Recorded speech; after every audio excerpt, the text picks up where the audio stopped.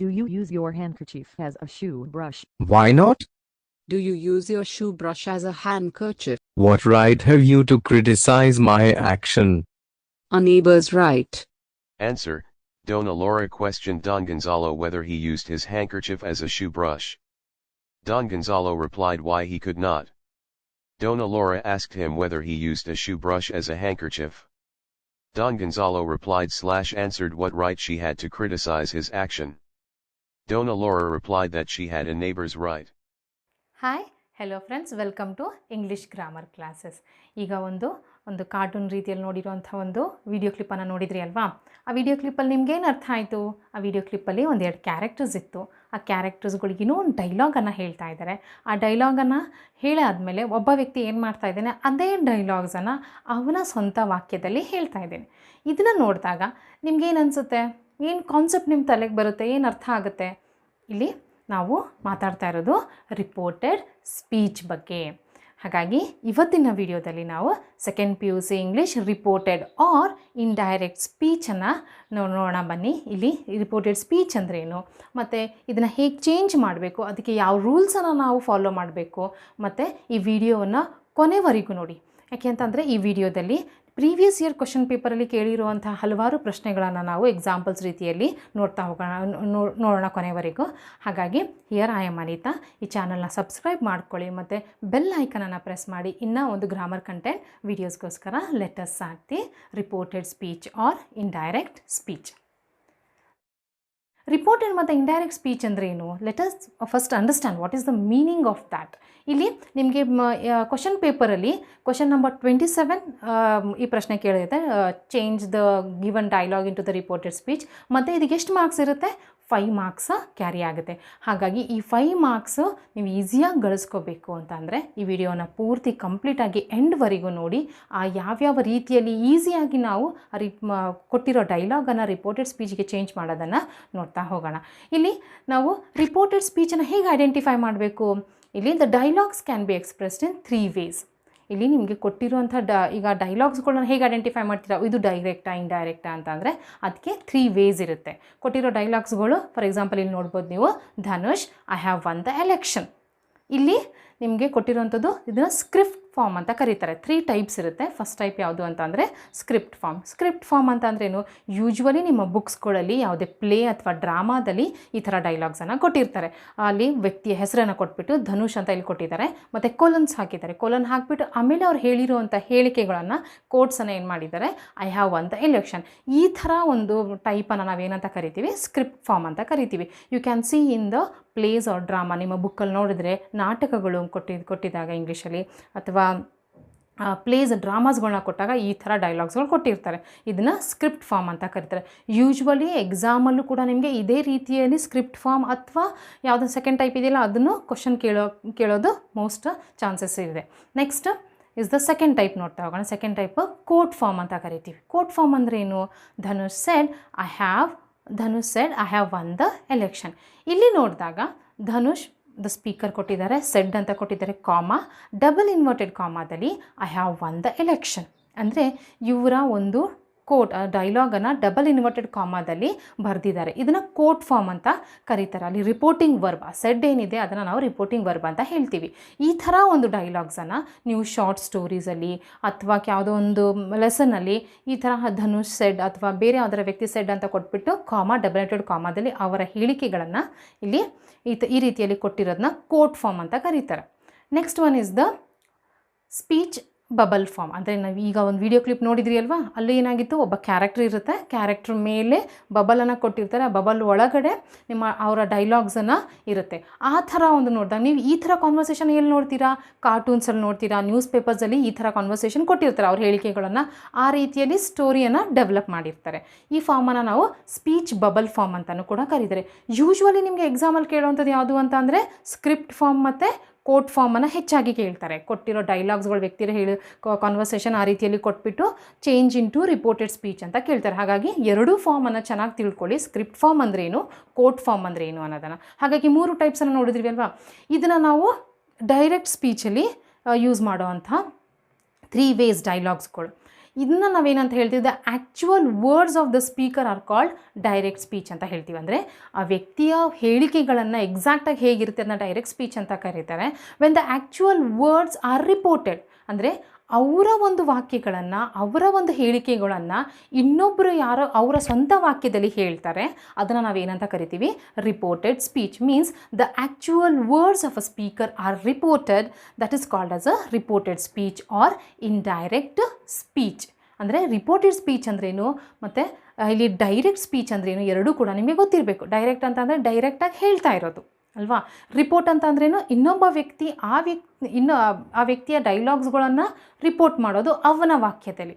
ಇಲ್ಲಿ ಈ reported speech ಯಾಕಷ್ಟು important ಆಗಿದೆ, ಯಾಕೆ ಅಂತಂದರೆ ನಮ್ಮ ಆನ್ಸರ್ಸ್ಗಳನ್ನು ನಾವು ಏನು 2 ಸೆಂಟೆನ್ಸು 4 ಸೆಂಟೆನ್ಸ್ 5 ಸೆಂಟೆನ್ಸ್ ಆನ್ಸರ್ಸ್ ಏನು ಬರಿತೀವಲ್ಲ ನಾವು ಎಕ್ಸಾಮಲ್ಲಿ, ಅವೆಲ್ಲವೂ ಕೂಡ ರಿಪೋರ್ಟೆಡ್ ಫಾರ್ಮಲ್ಲಿ ಇರುತ್ತೆ. ಹೇಗೆ ಅಂತಂದರೆ ನಾವು ಆ ಪಾಠವನ್ನು ಕಲಿತೀವಿ, ಆ ಪೊಯಮ್ನ ಕಲಿತೀರಾ, ಮತ್ತು ಅರ್ಥ ಮಾಡಿಕೊಂಡು ನೀವು ನಿಮ್ಮ ವಾಕ್ಯದಲ್ಲಿ ಉತ್ತರವನ್ನು ಬರೀತೀರಾ. ಹಾಗಾಗಿ ರಿಪೋರ್ಟೆಡ್ ಸ್ಪೀಚ್ ಬರೀ ಇಲ್ಲಿ ಎಕ್ಸಾಮಿಗೆ ಎಂಡ್ ಆಗಲ್ಲ, ನೀವು ಇದನ್ನು ಮುಂದಕ್ಕೂ ಕೂಡ ಕ್ಯಾರಿ ಮಾಡ್ಕೊಂಡು ಅಂಡರ್ಸ್ಟ್ಯಾಂಡ್ ಮಾಡ್ಕೊಂಡು ಹೋದರೆ ನಿಮ್ಮ ರೈಟಿಂಗ್ ಆಗಿರ್ಬೋದು, ಇಂಗ್ಲೀಷ್ ಆಗ್ಬೋದು, ಡೆಫಿನೆಟ್ಲಿ ಇಂಪ್ರೂವ್ ಆಗುತ್ತೆ. So reported speech is very important. ಅದನ್ನು ಹೇಗೆ ಫಾಲೋ ಮಾಡಬೇಕು?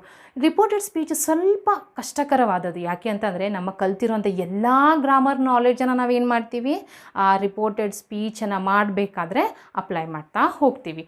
So let us learn how to change the direct speech into indirect speech or reported speech. Change ಮಾಡಬೇಕಾದ್ರೆ ಏನೇನು ನಾವು ರೂಲ್ಸನ್ನು ಫಾಲೋ ಮಾಡಬೇಕು ಅನ್ನೋದನ್ನ ಹಂತವಾಗಿ ನೋಡ್ತಾ ಹೋಗೋಣ.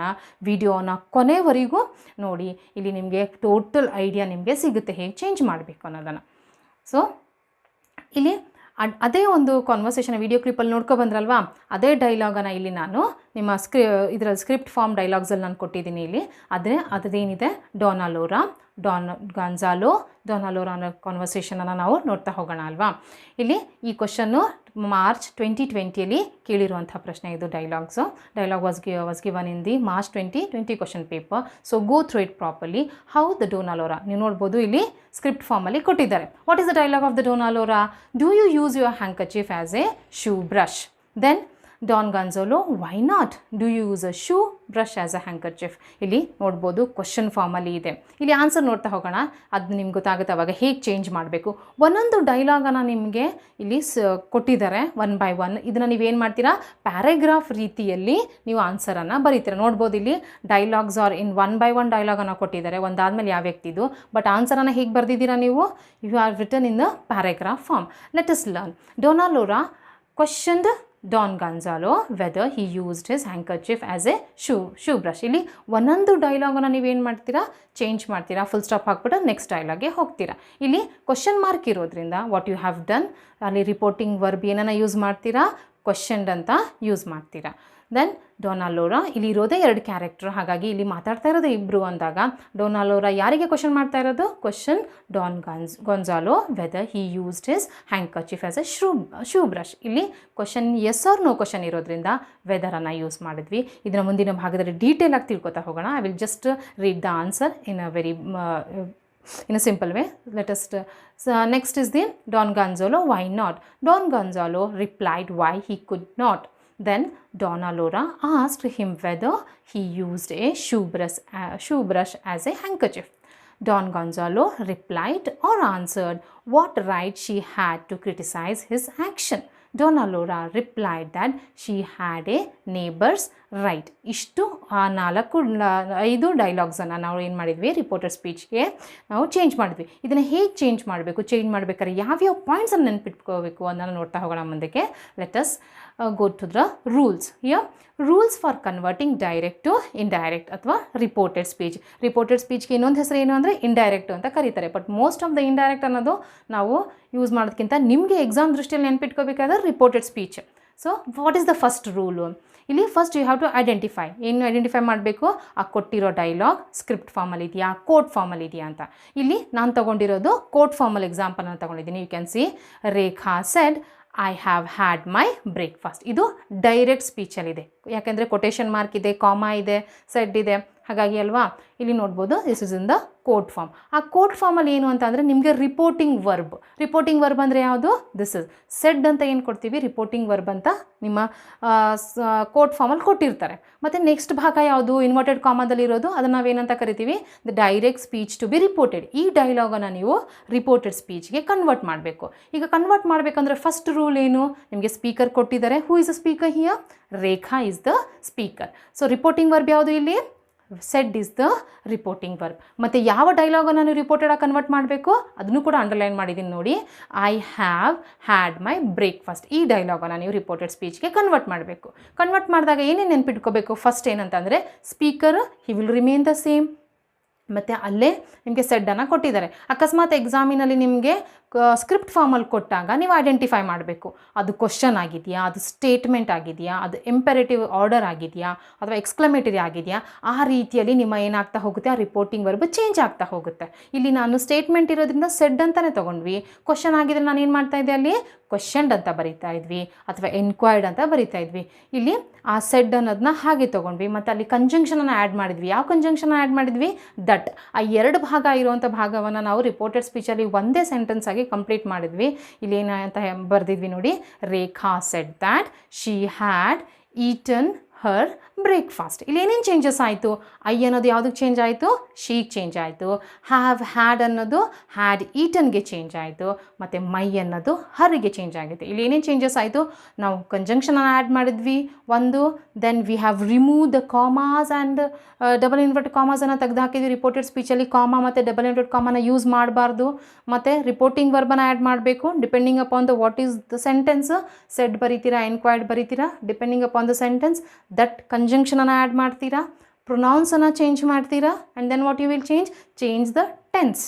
ಮತ್ತು ಅಸೂಕ್ತವಾದ ಪ್ರೊನೌನ್ಸನ್ನು ಹಾಕಿಬಿಟ್ಟು ಫುಲ್ ಸ್ಟಾಪ್ ಹಾಕಿ ನಿಮ್ಮ ಡೈರೆಕ್ಟ್ ಸ್ಪೀಚನ್ನು ಇಂಡೈರೆಕ್ಟಿಗೆ ಚೇಂಜ್ ಮಾಡ್ತೀರಾ. So first this is the first rule you have to remember. You have to remember that you have to remove the colons, remove the punctuations which are comma, then the double inverted commas. You have to add the conjunction, and then you have to change the pronouns and then the tense of the sentence. So this was the first point you have to remember while changing into the reported speech. Next, here first ನಾನು ನೆನ್ಪಿಟ್ಕೋಬೇಕಾಗಿದೆ ಅಂತಂದರೆ changes in pronoun. ಇಲ್ಲಿ ಪ್ರೊನೌನ್ಗಳು change ಆಗ್ತಾ ಹೋಗುತ್ತೆ. ಯಾಕೆ ಅಂತಂದರೆ ಯಾರೋ ಒಬ್ಬ ಹೇಳಿರೋ ವ್ಯಕ್ತಿಯ ಡೈಲಾಗ್ಸನ್ನು ನೀವು ಹೇಳಿದಾಗ ಅಲ್ಲಿ ಚೇಂಜಸ್ ಇನ್ ಪ್ರೊನೌನ್ ಆಗುತ್ತಲ್ವಾ. ಈಗ ನಾನು ಹೇಳ್ತೀನಿ ಐ ಆಮ್ ಎ ಗರ್ಲ್ ಅಂದಾಗ, ಅದೇ ವಾಕ್ಯವನ್ನು ನೀವು ಹೇಳಿದಾಗ ಶಿ ವಾಸ್ ಎ ಗರ್ಲ್ ಅಂತ ಹೇಳ್ತೀರಾ, ಅಥವಾ ನೀವು ಕೂಡ ಐ ಆಮ್ ಅಂತಲೇ ಬಳಸ್ತೀರಾ? ಇಲ್ಲ, ಯಾಕಂದರೆ ರಿಪೋರ್ಟ್ ಮಾಡ್ತಾ ಇರೋದು. ಹಾಗಾಗಿ ಇಲ್ಲೇನಾಗುತ್ತೆ, ಪ್ರೊನೌನ್ಸ್ಗಳು ಚೇಂಜ್ ಆಗುತ್ತೆ. ಇಲ್ಲಿ ಟೇಬಲ್ ಫಾರ್ಮಲ್ಲಿ ನಿಮಗೆ ಕೊಟ್ಟಿದ್ದೀನಿ, ಡೈರೆಕ್ಟ್ ಸ್ಪೀಚಲ್ಲಿ ಇದ್ದಾಗ ಇಂಡೈರೆಕ್ಟ್ ಸ್ಪೀಚಿಗೆ ಏನೇನು ಚೇಂಜ್ ಆಗಬೇಕು ಅನ್ನೋದು. ಹಿಯರ್ ಡೈರೆಕ್ಟ್ ಸ್ಪೀಚಲ್ಲಿ ಐ ಇದ್ದರೆ ಇಂಡೈರೆಕ್ಟ್ ಸ್ಪೀಚ್ ಅಥವಾ ರಿಪೋರ್ಟೆಡ್ ಸ್ಪೀಚಿಗೆ ಏನಾಗಬೇಕು, ಅದು ಹಿ ಅಥವಾ ಶಿ ಆಗಬೇಕು. ಆ ಸ್ಪೀಕರ್ ಯಾರಿದ್ದಾರೆ ಅಂತ ಐಡೆಂಟಿಫೈ ಮಾಡಿ, ಅಲ್ಲಿ ಹುಡುಗ ಇದ್ದರೆ ಹಿ ಅಂತ ಬರೀತೀರಾ, ಅಲ್ಲಿ ಹುಡುಗಿ ಇದ್ದರೆ ಶಿ ಅಂತ ಬರೀತೀರಾ. ನೆಕ್ಸ್ಟ್ ಯು ಅಂತ ಕೊಟ್ಟಾಗ you is use for singular ಮತ್ತು ಪ್ಲೂರಲ್ಗೂ ಬಳಸೋದ್ರಿಂದ ಅದು ಯಾವುದಾದ್ರು ಚೇಂಜ್ ಆಗುತ್ತೆ. ಐ, ಶಿ, ಹಿ, ವಿ, ದೇಗೆ ಚೇಂಜ್ ಆಗುತ್ತೆ. ನೆಕ್ಸ್ಟು ವಿ ಇದ್ದಾಗ ಏನಕ್ಕೆ ಚೇಂಜ್ ಆಗುತ್ತೆ? ದೇಗೆ. ಮೀ ಇದ್ದಾಗ ಹಿಮ್ ಅಥವಾ ಹರ್. ದೆನ್ ಯು ಇದ್ದಾಗ ಹಿಮ್, ಹರ್, ಯು, ಅಸ್, ದೆಮ್ಮಿಗೆ ಚೇಂಜ್ ಆಗುತ್ತೆ. ದೆನ್ ಅಸ್ ಇದ್ದಾಗ ದೆಮ್ಮಿಗೆ ಚೇಂಜ್ ಆಗುತ್ತೆ. ಮೈ ಇದ್ದಾಗ ಹಿಸ್ ಅಥವಾ ಹರ್ ಅಂತ ಚೇಂಜ್ ಆಗುತ್ತೆ. ಯುವರ್ ಇದ್ದಾಗ my, his, her, our, their. Then our ಇದ್ದಾಗ ದೇರ್ಗೆ ಚೇಂಜ್ ಆಗುತ್ತೆ. ಇಲ್ಲಿ ಒಂದೊಂದಕ್ಕೂ ಕೂಡ ಒಂದೊಂದು ಎಕ್ಸಾಂಪಲ್ಸ್ ಕಲಿತಾ ಹೋದರೆ ಇದು ತುಂಬಾ ಲೆಂದಿ ಆಗುತ್ತೆ. ಬಟ್ ಇದನ್ನು ನೀವು ಇಷ್ಟು ನೆನಪಿಟ್ಕೊಂಡ್ರೆ at least you will apply to the reporting ಸ್ಪೀಚಿಗೆ ಇದನ್ನು ಅಪ್ಲೈ ಮಾಡ್ಕೋತಾ ಹೋಗ್ಬೋದು. ದೆನ್ ಮೈನ್ ಇದ್ದಾಗ ಹಿಸ್ ಅಥವಾ ಹರ್ಸ್ ಆಗುತ್ತೆ. ಯುವರ್ಸ್ ಇದ್ದಾಗ mine, his, hers, ours, their. ಆ ವಾಕ್ಯದ ಏನು ಅರ್ಥ ಇರುತ್ತೆ ಅದನ್ನು ನೋಡ್ಕೊಂಡು ಇಷ್ಟಕ್ಕೂ ಚೇಂಜ್ ಆಗುತ್ತೆ. ನೆಕ್ಸ್ಟ್ ಅವರ್ಸ್ ಅಂತ ಇದ್ದಾಗ ದೇರ್. ದಿಸ್ ಇದ್ದಾಗ ದಟ್. ದೀಸ್ ಇದ್ದ ದೋಸ್. ಹೀನೇ ಇರುತ್ತೆ. ಥರ್ಡ್ ಪರ್ಸನ್ ಇದ್ದಾಗ ಹಿ ಇದ್ದಾಗ ನಿಮ್ಮ ರಿಪೋರ್ಟೆಡ್ ಸ್ಪೀಚಲ್ಲೂ ಕೂಡ ಹೀನೇ ಇರುತ್ತೆ. ಶಿ ಇದ್ದಾಗ ಶೀನೇ ರಿಪೋರ್ಟೆಡ್ ಸ್ಪೀಚಲ್ಲಿ ಬರೀಬೇಕು. ದೇ ಇದ್ದಾಗ ಬಿಕಾಸ್ ಥರ್ಡ್ ಪರ್ಸನ್ ಇರೋದ್ರಿಂದ ಇವು ಯಾವುದೇ ಕಾರಣಕ್ಕೂ ಚೇಂಜ್ ಆಗಲ್ಲ. ದೇ ಇದ್ದಾಗ ದೇ, ಇಟ್ ಇದ್ದಾಗ ಇಟ್. ರಿಪೋರ್ಟೆಡ್ ಸ್ಪೀಚಲ್ಲಿ ಅಕಸ್ಮಾತ್ ವ್ಯಕ್ತಿ ಹೆಸರುಗಳನ್ನು ಕೊಟ್ಟಾಗ ಅಲ್ಲಿ ಅದೇ ಹೆಸರನ್ನು ನೀವು ಮೆನ್ಷನ್ ಮಾಡಬೇಕು. Rama shed Sita is A good girl ಅಂದಾಗ ಈ ಸೆಂಟೆನ್ಸಲ್ಲಿ ಏನಾಗುತ್ತೆ, Sita was A good girl ಅಂತಲೇ ಬರೀಬೇಕೇ ಹೊರತು ಅಲ್ಲಿ ನೀವು ಆ ಪ್ರೊನೌನ್ಸ್ಗಳನ್ನು ಏನು ಯೂಸ್ ಮಾಡಿ. ಯಾಕಂದರೆ ಅಲ್ಲಿ ನೌನಾಗಿ ಯೂಸ್ ಮಾಡ್ತಾ ಇದ್ದೀವಿ. ನೌನೇ ರಿಪೋರ್ಟೆಡ್ ಸ್ಪೀಚಲ್ಲಿ ಕ್ಯಾರಿ ಆಗುತ್ತೆ. ಈ ರೂಲ್ಸ್ ಯಾವುದಕ್ಕೆ ಅಪ್ಲೈ ಆಗುತ್ತೆ? ಪ್ರೊನೌನ್ಸಿಗೆ ಅಪ್ಲೈ ಆಗ್ತಾ ಹೋಗುತ್ತೆ.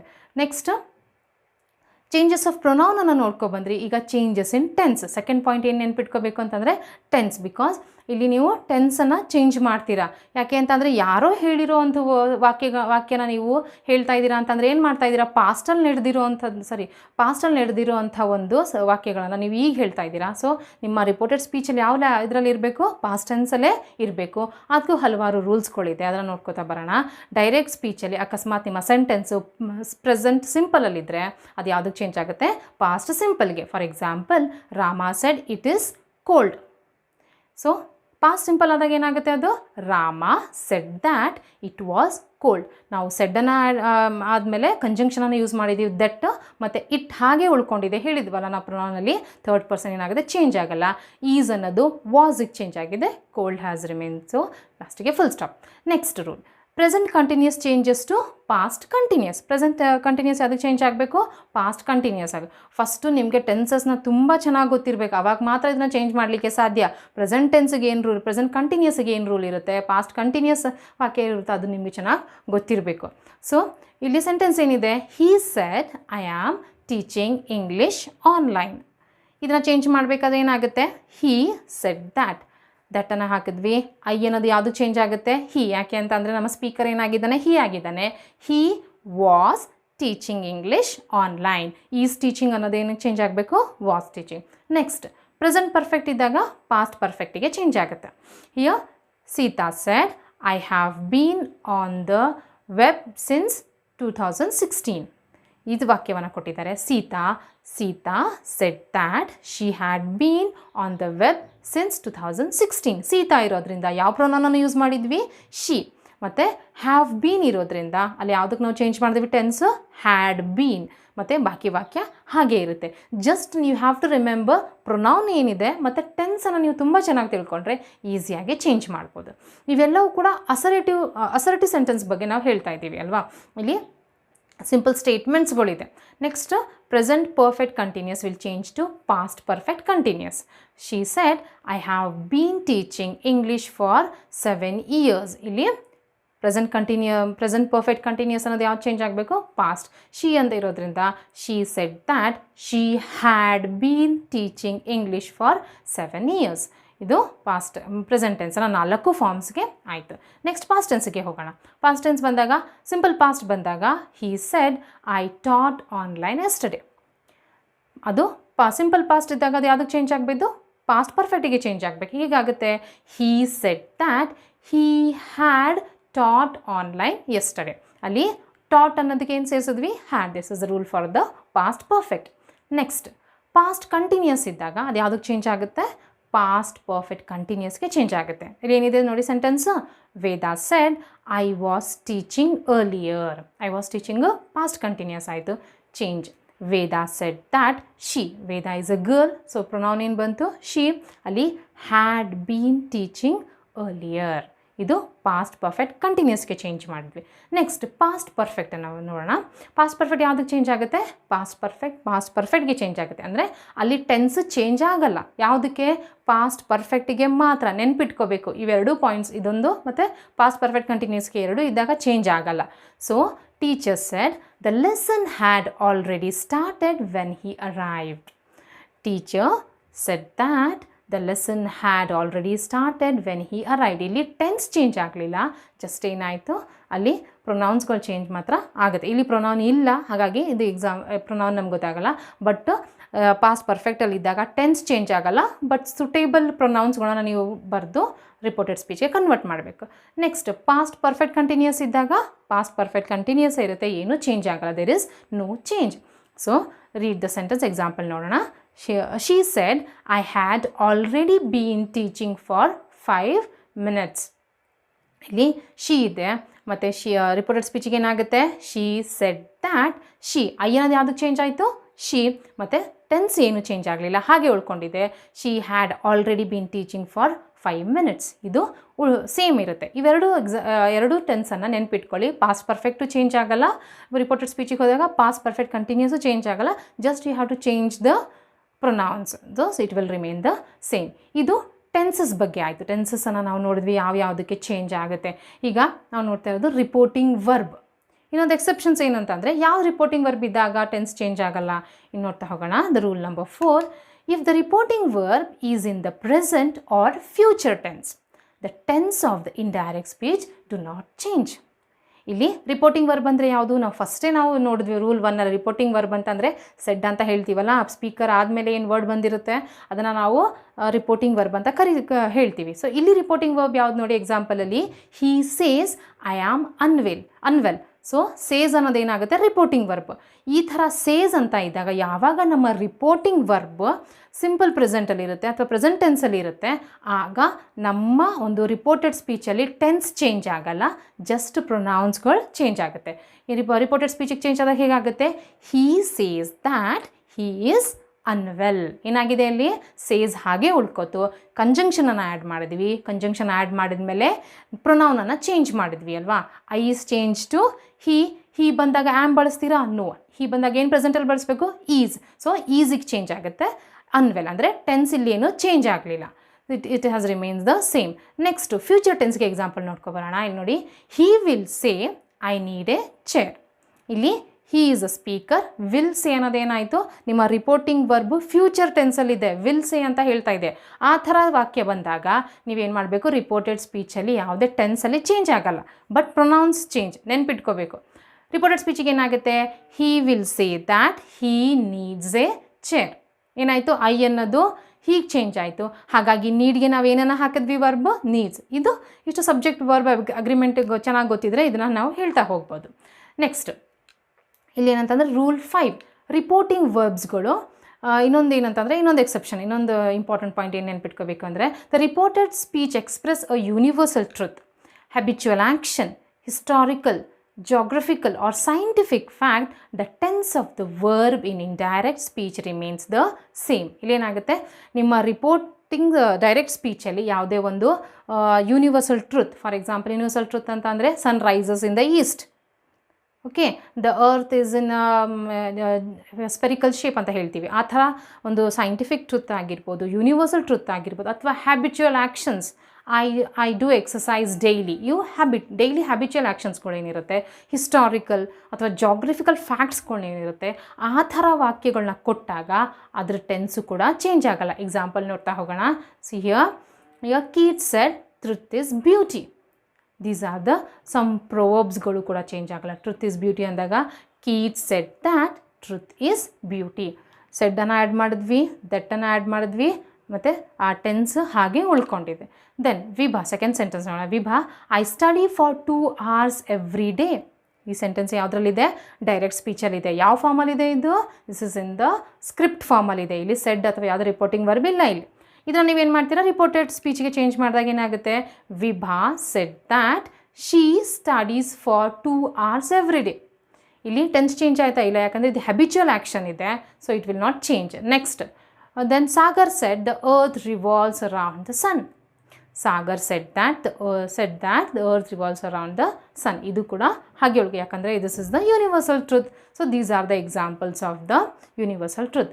Next changes in verb, time, place and models. ಇಲ್ಲಿ ಒಂದು ಟೇಬಲ್ ರೂಪದಲ್ಲಿ ನೋಡ್ಬೋದು. ಆ ಟೆನ್ಸಸನ್ನು ನೀವೇನು ಡೀಪಾಗಿ ನೋಡಿದ್ರಿ, ಇಲ್ಲಿ ನಾನು ಸಿಂಪಲ್ ಆಗಿ ಒಂದು ಎಕ್ಸಾಂಪಲ್ಸನ್ನು ಕೊಟ್ಟಿದ್ದೀನಿ. ಡೈರೆಕ್ಟ್ ಸ್ಪೀಚ್ ಇದ್ದಾಗ ಯಾವುದಕ್ಕೆ ಚೇಂಜ್ ಆಗುತ್ತೆ?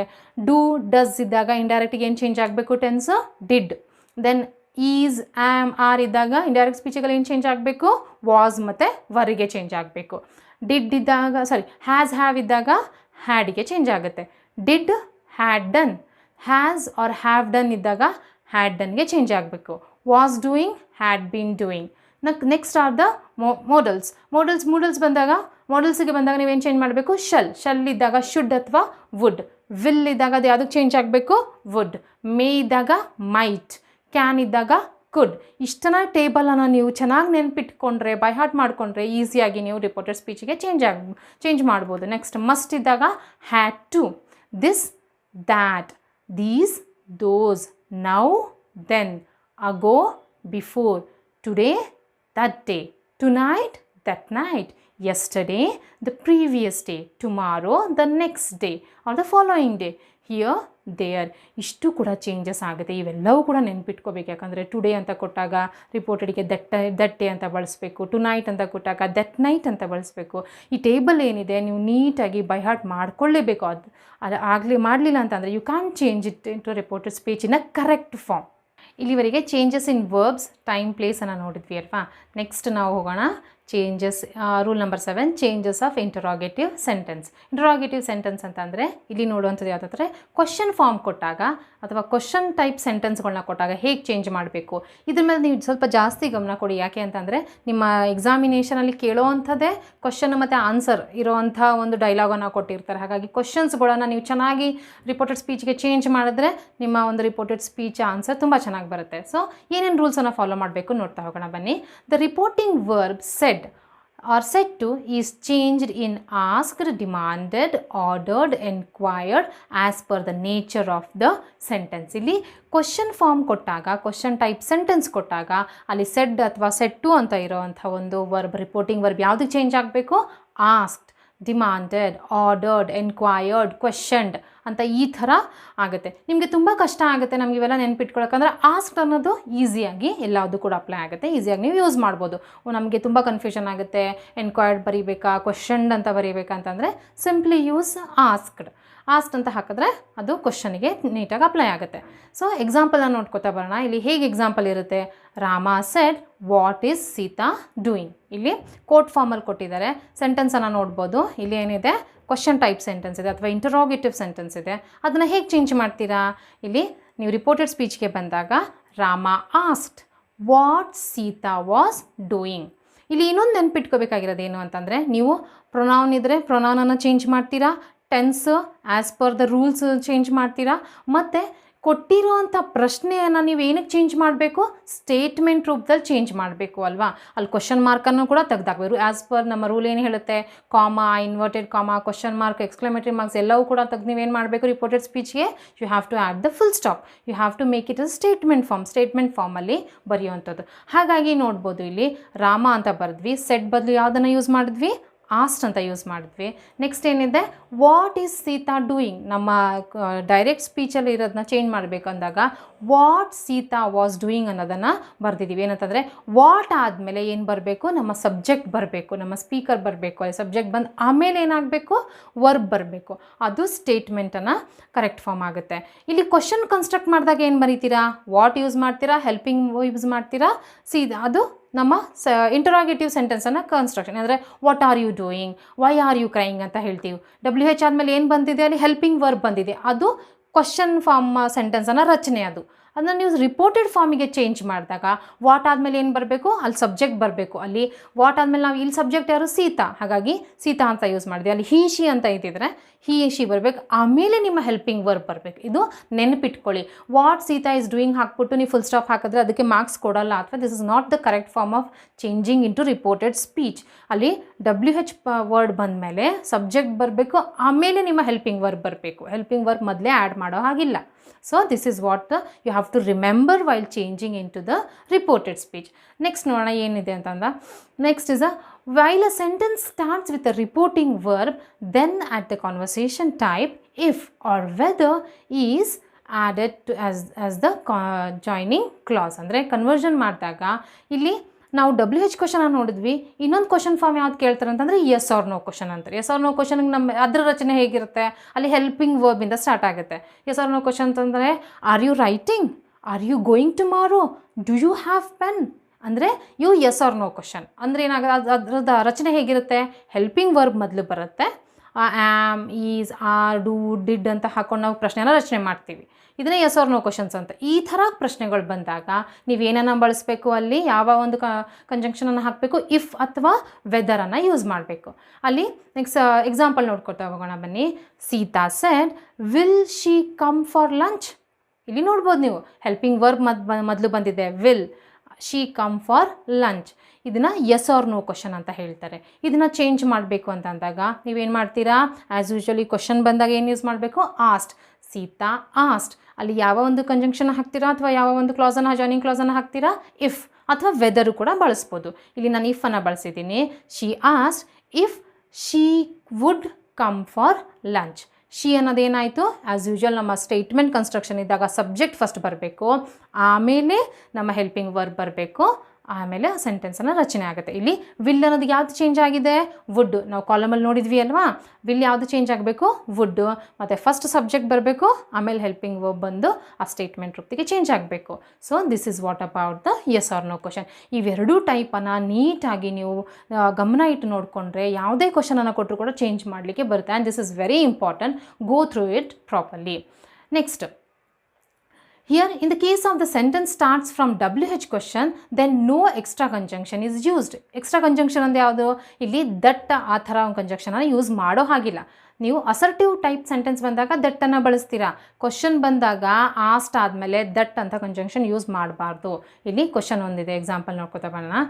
ಈಗ ಎಕ್ಸಾಂಪಲ್ ನೋಡ್ಕೊತಾ ಬರೋಣ. ನೋಡಿ ಏನು ಎಕ್ಸಾಂಪಲ್ ಕೊಟ್ಟಿದ್ದಾರೆ ಅಂತ. So the boy shed where is the theatre. ಇಲ್ಲಿ ಡೈರೆಕ್ಟ್ ಸ್ಪೀಚಲ್ಲಿ ಏನಾಗಿದೆ? ಇಂಟರೋಗೇಟಿವ್ ಸೆಂಟೆನ್ಸನ್ನು ಕೊಟ್ಟಿದ್ದಾರೆ. ಇಲ್ಲಿ ರೂಲ್ ಏನು ಹೇಳುತ್ತೆ ಅಂತ ಅಂದರೆ, ನೀವು ಅಲ್ಲಿ ಯಾವುದೇ ಒಂದು ರಿಪೋರ್ಟಿಂಗ್ ವರ್ಬನ್ನು ಆಸ್ಟ್ ಅಂತ ಹಾಕಿದ್ಮೇಲೆ ದಟ್ ಅಂತ ಯೂಸ್ ಮಾಡೋ ಹಾಗಿಲ್ಲ ಅಲ್ವಾ.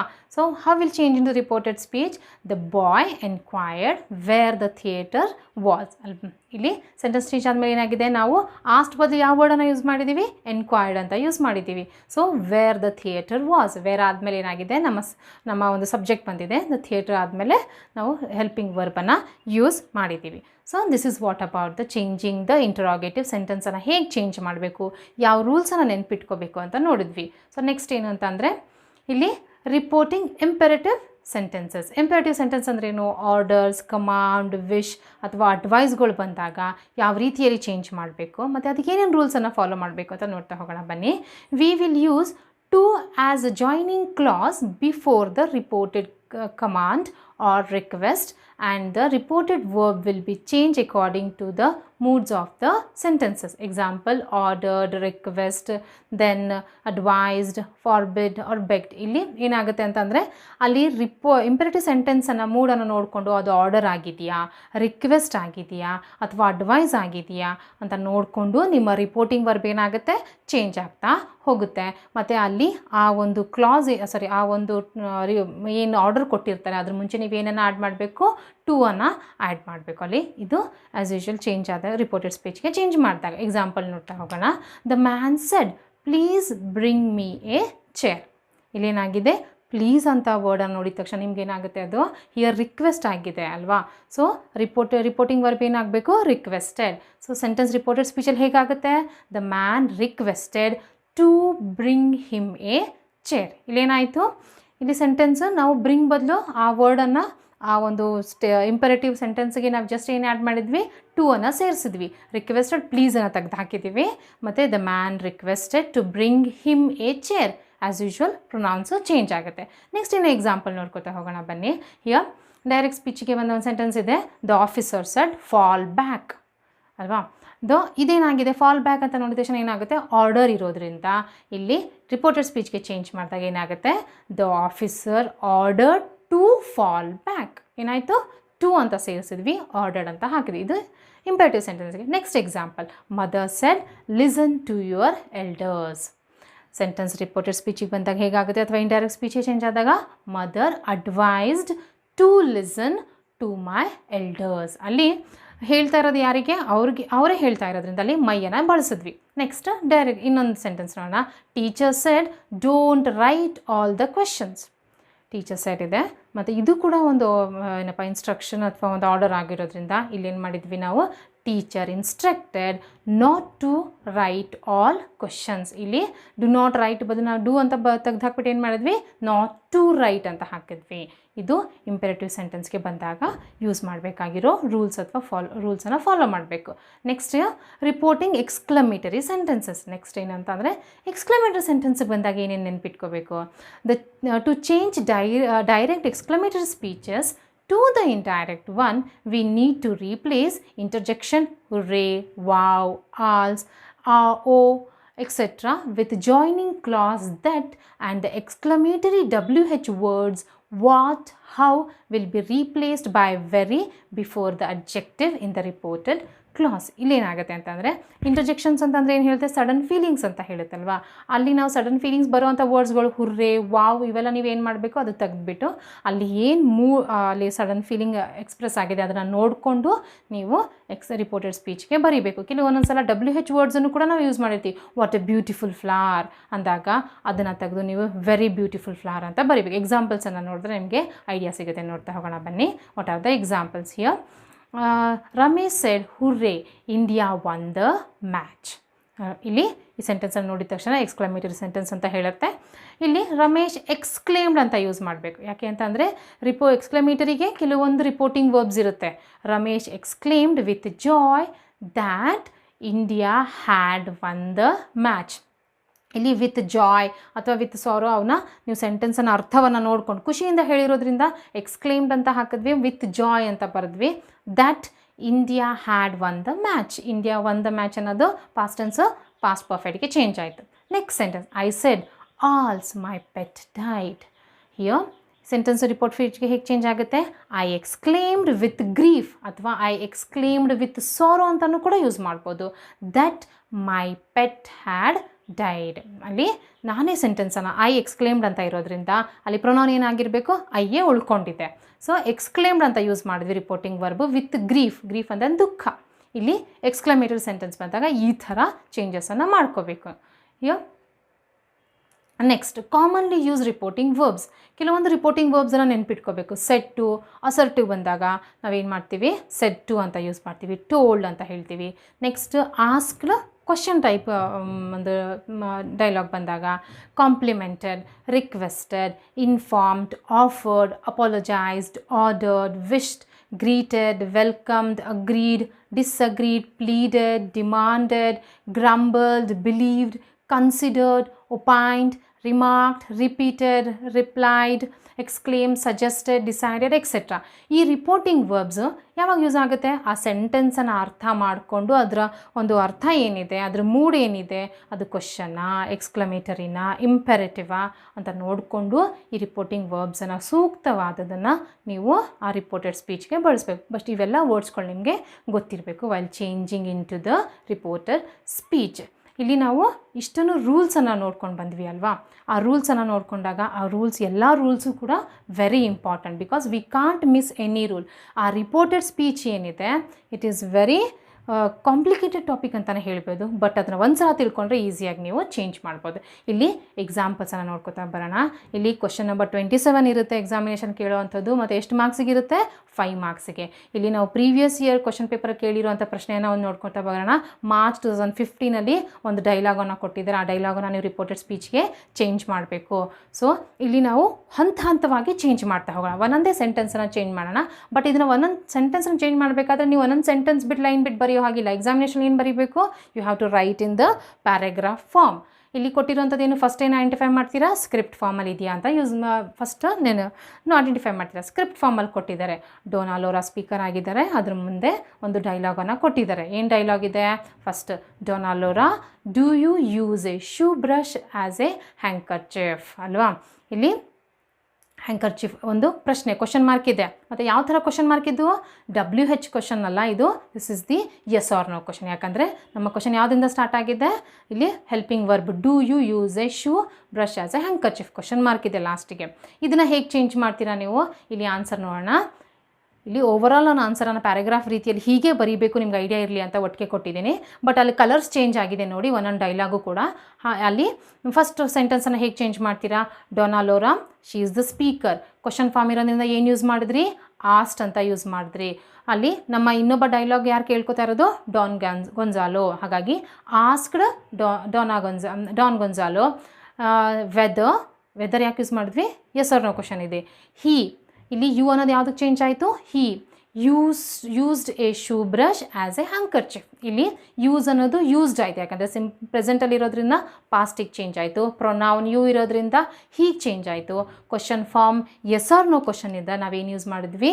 ವೆದರನ್ನು ಯೂಸ್ ಮಾಡಿದ್ವಿ ಆ್ಯಸ್ ಎ ಹ್ಯಾಂಕರ್ಚಿಫ್. ಇದು ಫಸ್ಟ್ ಡೈಲಾಗನ್ನು ನಾವು ರಿಪೋರ್ಟೆಡ್ ಸ್ಪೀಚ್ಗೆ ಚೇಂಜ್ ಮಾಡಿದ್ವಿ. ನೆಕ್ಸ್ಟ್ ಡೈಲಾಗ್ಗೆ ಹೋಗೋಣ. Don Gonzalo, what right have you to criticise my actions.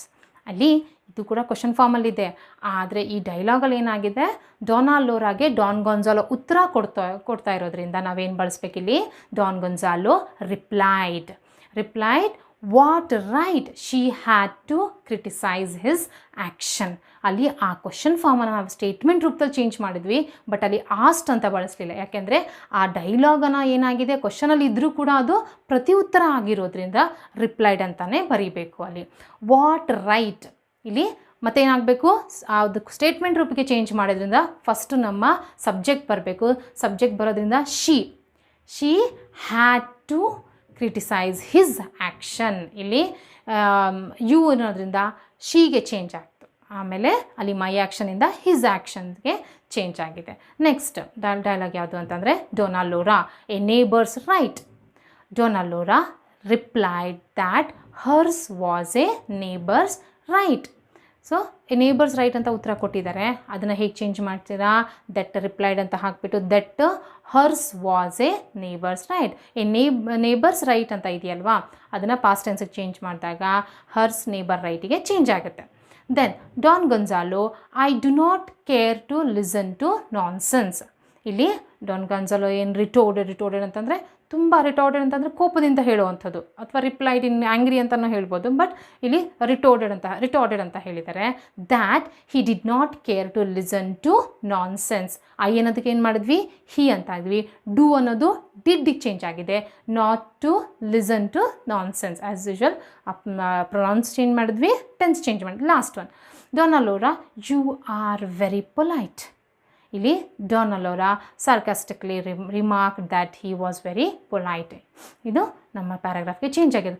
ನಿಮಗೆ ಕೇಳೋವಂಥ ಪ್ರಶ್ನೆಗಳು ಮೋಸ್ಟ್ಲಿ ನಿಮ್ಮ ಪಾಠದಲ್ಲಿ ಸನ್ನಿ ಮಾರ್ನಿಂಗ್ ಆಗಿರ್ಬೋದು, ವೋಟರ್ ಅಂತ ಪಾಠ ಏನಿದೆ ಆ ಥರ ಪಾಠಗಳಿಂದನೇ ನಿಮಗೆ ಡೈಲಾಗ್ಸ್ಗಳನ್ನು ಕೊಟ್ಟಿರ್ತಾರೆ. ಹಾಗಾಗಿ ಆ ಪಾಠವನ್ನು ನೀವು ನೋಡಿದ್ರೆ ಆ ಡೈಲಾಗ್ಸ್ಗಳನ್ನು ನೀವು ಈಸಿಯಾಗಿ ಆ ಮೂಡನ್ನು ತಿಳ್ಕೊಬೋದು. ಅಲ್ಲಿ ಅವನು ಕೋಪದಿಂದ ಹೇಳ್ತಾ ಇದ್ದಾನೆ, ಸರ್ಕಾಸ್ಟಿಕ್ಲಿ ಅಂತ ಅಂದರೆ ವ್ಯಂಗ್ಯವಾಗಿ ಹೇಳ್ತಾ ಇರೋದು. ಹಾಗಾಗಿ ಆ ಪಾಠ ಚೆನ್ನಾಗಿ ನಿಮಗೆ ಎಕ್ಸಾಮಲ್ಲಿ ಕೇಳುವಂಥದ್ದು ಮ್ಯಾಕ್ಸಿಮಮ್ ನೀವು ಪ್ರೀವಿಯಸ್ ಕ್ವಶನ್ ಪೇಪರ್ಸನ್ನು ನೋಡಿದಾಗ ನಿಮ್ಮ ಪಾಠದಿಂದನೇ ಆ ಸನ್ನಿ ಮಾರ್ನಿಂಗ್ ಆಗಿರ್ಬೋದು, ವೋಟರ್ ಅಂತ ಪಾಠ ಆಗಿರ್ಬೋದು, ಆ ಪಾಠದಿಂದನೇ ನಿಮಗೇನಾಗಿದೆ ಕೊಟ್ಟಿರುವಂಥ ಡೈಲಾಗ್ಸ್ಗಳನ್ನು. ಯಾಕೆಂದರೆ ಆ ಪಾಠಗಳು ಒಂದು ನಾಟಕ ರೂಪದಲ್ಲಿ ಡೈಲಾಗ್ಸ್ಗಳು ಜಾಸ್ತಿ ಇದೆ. ಹಾಗಾಗಿ ಆ ಒಂದು ಪಾಠ ನಿಮಗೆ ಚೆನ್ನಾಗಿ ಗೊತ್ತಿದ್ದರೆ ನೀವು ರಿಪೋರ್ಟಿಂಗ್ ವರ್ಬ್ಸ್ಗಳನ್ನು ಈಸಿಯಾಗಿ ಬರೀಬಹುದು. ಇದು ಅರ್ಥ ಆಯ್ತಲ್ವಾ? ನೆಕ್ಸ್ಟ್ ಎಕ್ಸಾಂಪಲ್ಗೆ ಹೋಗೋಣ. ನೆಕ್ಸ್ಟ್ ಎಕ್ಸಾಂಪಲ್ ಯಾವುದು ಅಂತಂದರೆ, ಇಲ್ಲಿ ಮಾರ್ಚ್ 2016 ಕೇಳಿರುವಂಥ ಒಂದು ಪ್ರಶ್ನೆ ಇದು. ನೋಡ್ತಾ ಹೋಗೋಣ ಬನ್ನಿ. ಇಲ್ಲಿ Ruf I work for Marcus Ibe. ಅಲ್ಲಿ ಮಾರ್ಕಸ್ ಐಬ್ಗೆ ಅಂತ ಹೇಳ್ತಾ ಇದ್ದಾನೆ. ಇದನ್ನು ನಾವು ಹಂತವಾಗಿ ಲಾಸ್ಟ್ ಹೆಂಗೆ ನಾವು ಚೇಂಜ್ ಮಾಡಿದ್ರು ಅದೇ ಒಂದು ರೀತಿಯಲ್ಲಿ ರಿಪೋರ್ಟೆಡ್ ಸ್ಪೀಚ್ಗೆ ಚೇಂಜ್ ಮಾಡ್ತಾ ಹೋಗೋಣ. ನೋಡಿ, ಇಲ್ಲಿ ಆನ್ಸರ್ ಇಲ್ಲೇ ಇದೆ. Ruf expressed that he worked for Marcus Ibe. ಇಲ್ಲಿ ಎಕ್ಸ್ಪ್ರೆಸ್ಡ್ ಅಂತಲೇ ಇದೆ. ಅಕಸ್ಮಾತ್ ನೀವು ಸೆಡ್ ಅಂತ ಬರೆದ್ರೂ ಕೂಡ ಕರೆಕ್ಟ್ ಆಗುತ್ತೆ, ಅದೇನು ತಪ್ಪಾಗಲ್ಲ. ಬಟ್ ಇಲ್ಲಿ ತುಂಬ ಚೆನ್ನಾಗಿ ಬರಲಿ ಆನ್ಸರ್ ಅಂತ ಏನಾಗಿದೆ, ರೂಫ್ ಏನು ಹೇಳಿದ್ದಾನೆ, I work for Marcus Ibe ಅಂತ ಅಂದಾಗ Ruf expressed that he worked for Marcus Ibe. ಅಲ್ಲಿ ಐ ಅನ್ನೋದು ಯಾವುದಕ್ಕೆ ಚೇಂಜ್ ಆಯಿತು, ಹೀಗೆ ಚೇಂಜ್ ಆಯಿತು. ವರ್ಕ್ ಅನ್ನೋದು ವರ್ಕ್ಡ್ ಆಯಿತು ಫಾರ್ ಮಾರ್ಕಸ್ ಐಬ್. ನೆಕ್ಸ್ಟ್ ಡೈಲಾಗ್ಗೆ ಹೋಗೋಣ. POP campaigner we have plenty of work to do tonight. ಇಲ್ಲಿ POP ಕ್ಯಾಂಪೇನರ್ ಏನಂತ ಹೇಳ್ತಾ ಇದ್ದಾನೆ, POP ಕ್ಯಾಂಪೇನರ್ ಟೋಲ್ಡ್ ಹಿಮ್ ಅಂತ ಅಂದರೆ ರೂಫ್ಗೆ ಹೇಳ್ತಾ ಇರೋದ್ರೆ told him that they.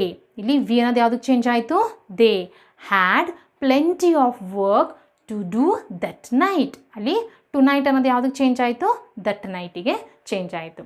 Next dialogue ಏನು, ರೂಫ್ will it not be heard outside this room.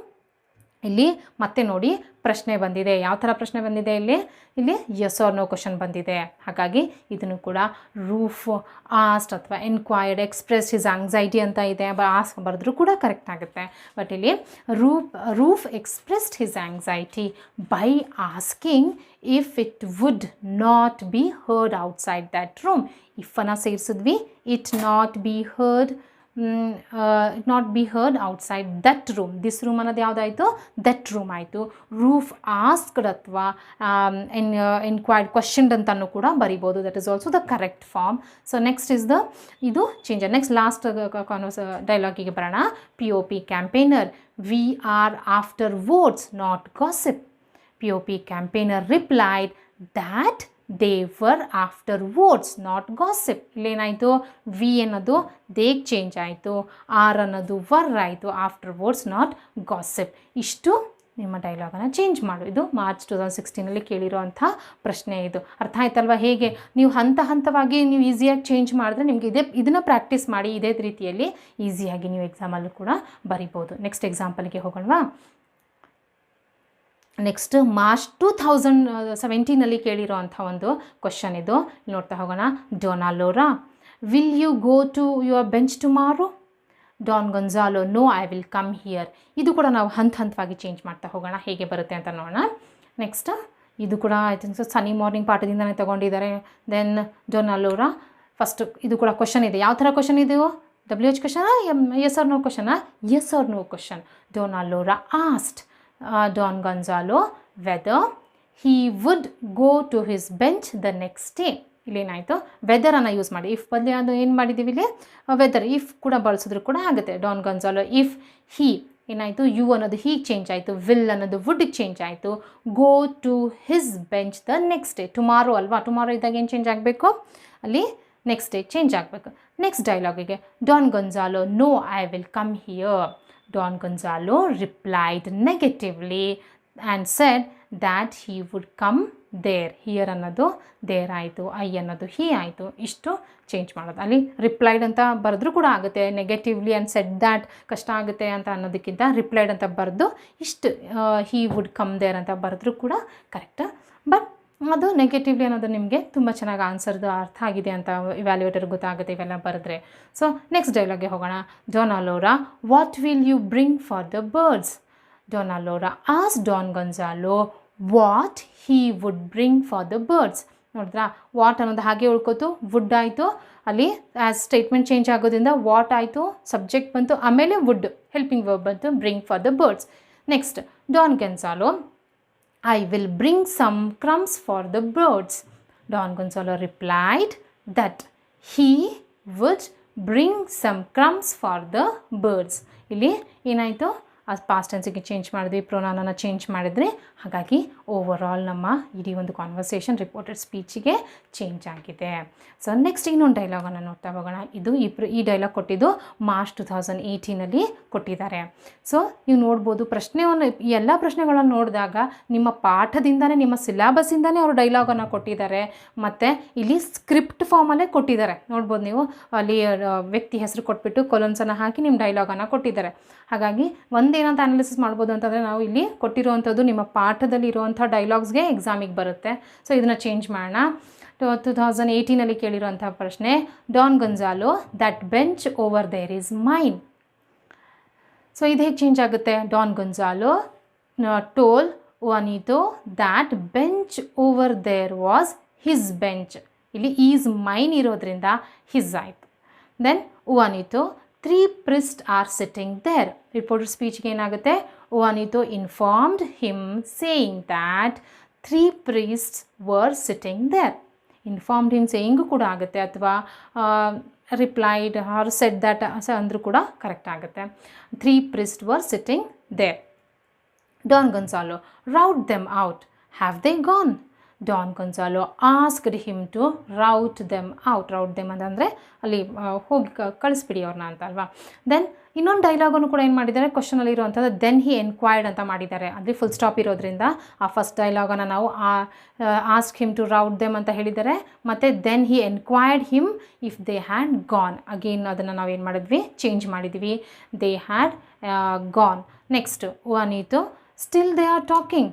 Juanito replied that still they were talking. ಈ ರೀತಿಯಲ್ಲಿ ನಾವು ಚೇಂಜ್ ಮಾಡ್ತೀವಿ. ಅಂದರೆ ನಿಮ್ಗೆ ಈಸಿ ವೇ ಏನಂತಂದರೆ ಹಂತವಾಗಿ ಚೇಂಜ್ ಮಾಡಿ ಕರೆಕ್ಟಾಗಿ ನೋಡಿಕೊಂಡು ಬರೆದ್ರೆ ನಿಮ್ಗೆ ಈಸಿಯಾಗಿ 5 ಮಾರ್ಕ್ಸನ್ನು ಸ್ಕೋರ್ ಮಾಡೋವಂಥದ್ದು. ನೆಕ್ಸ್ಟ್ ಮಾರ್ಚ್ 2019 ಕೇಳಿರುವಂಥ ಒಂದು ಡೈಲಾಗನ್ನು ನೋಡ್ತಾ ಹೋಗೋಣ. ಮಾರ್ಚ್ 19 ಏನು ಅಂತ ಅಂದರೆ, Alifano, what is blindness to you? Then ಇಲ್ಲಿ ಹೇಗೆ ಚೇಂಜ್ ಆಗುತ್ತೆ, Alifano asked Borges what blindness was to him. ಇಲ್ಲಿ what is blindness to you ಅಂದಾಗ ಕ್ವಶನ್ ಇರೋದ್ರಿಂದ ಆಸ್ಟ್ ಆಯಿತು. ಬೋರ್ಗೇಸ್ಗೆ what blindness was to him. The Borges, next Borges, it is a way of life In my case, the visible world has moved away from my eyes.